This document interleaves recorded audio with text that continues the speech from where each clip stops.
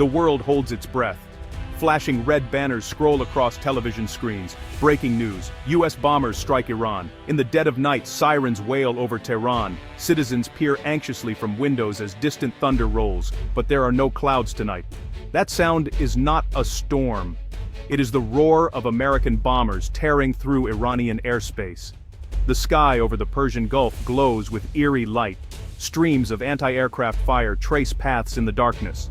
Social media erupts with shaky phone videos. Explosions blooming near military bases, bridges, and radar sites.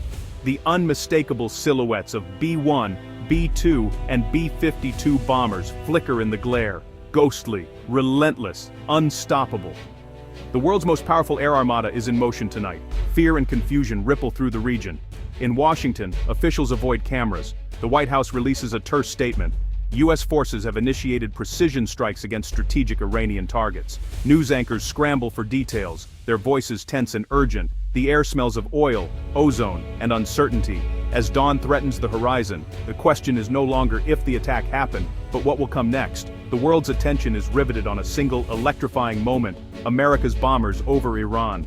The United States Air Force has 3 legends in its arsenal: the B-1 Lancer, B-2 Spirit, and B-52 Stratofortress. Each bomber is unique, with a reputation built on decades of service and innovation. Tonight, all 3 are in action, their silhouettes etched against Iran's sky.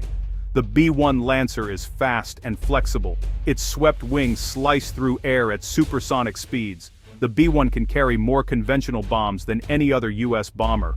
Once designed for nuclear war, it now specializes in rapid, massive conventional strikes. Nicknamed the Bone, the B-1 delivers shock and awe in a single pass. The B-2 Spirit is the Air Force's stealth ace. Its bat-like shape and radar-absorbing skin make it almost invisible to enemy radars. The B-2 can sneak deep into hostile territory, dropping precision bombs before defenders even know it's there.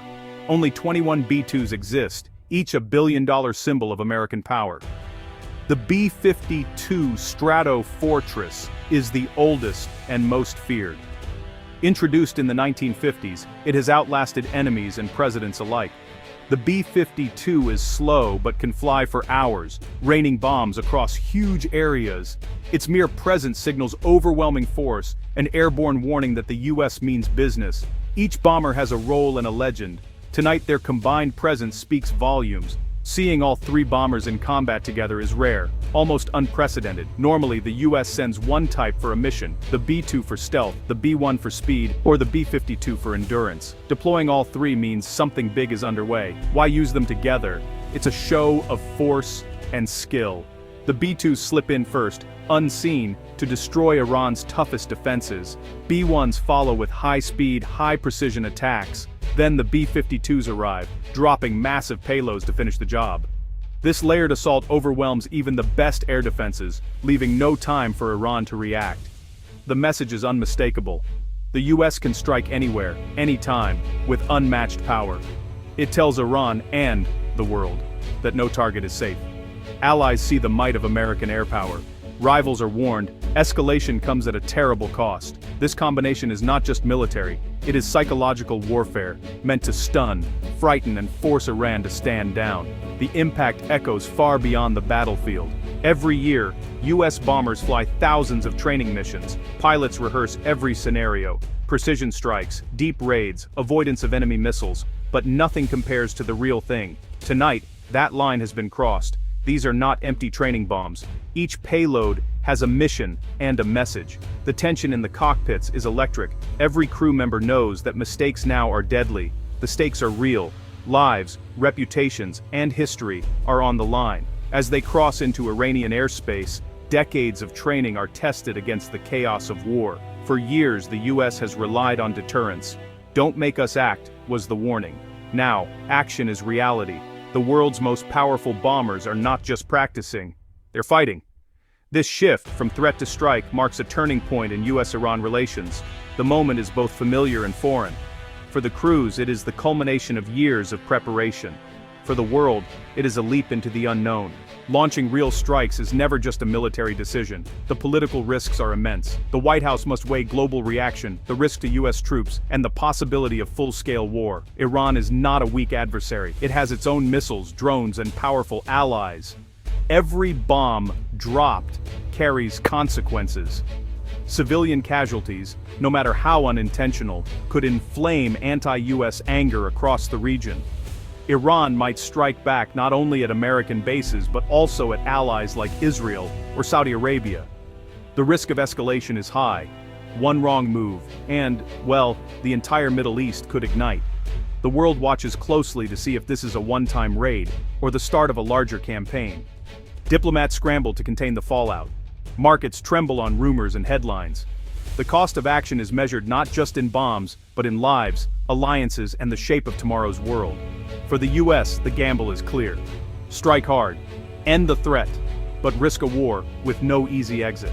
Iran is vast. Its military assets are spread across deserts, mountains, and cities. Some targets are hardened, deep underground, shielded with concrete. Others are mobile or hidden in civilian areas. Each bomber has a unique job tonight. B-2s are sent after Iran's most protected sites. Underground missile silos, nuclear facilities, and command bunkers. Their stealth allows them to bypass air defenses and hit with precision. B-1s target air bases, radar stations, and concentrations of military vehicles, blitzing them before Iran can launch a defense. The B-52s are reserved for area bombardment, large ammunition depots, troop gatherings, and infrastructure like bridges or oil refineries. Military planners match each weapon to the target. Some bombs burrow deep before exploding. Others scatter submunitions to destroy runways or tanks. Timing is everything.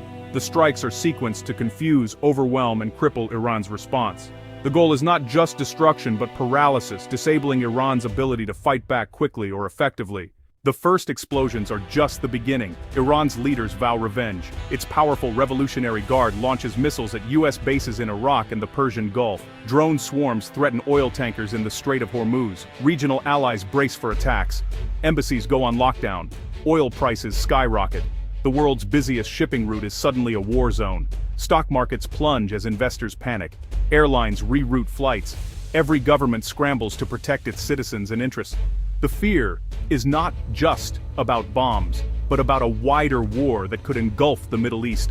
Old alliances are tested. Russia and China criticize the strikes, calling for restraint. Europe urges urgent diplomacy. Protests erupt in capitals from London to Jakarta. The shockwaves ripple out, unpredictable and dangerous. The world feels smaller and more fragile than ever before. As the bombs fall, a second battle unfolds. The war for truth. Twitter, Telegram, and live video feeds churn out rumors, claims, and counterclaims. Was a nuclear site destroyed? Did US planes get shot down? Each story spreads faster than official confirmation can keep up. Newsrooms race to verify facts. Military spokespeople urge caution. Do not trust unconfirmed reports.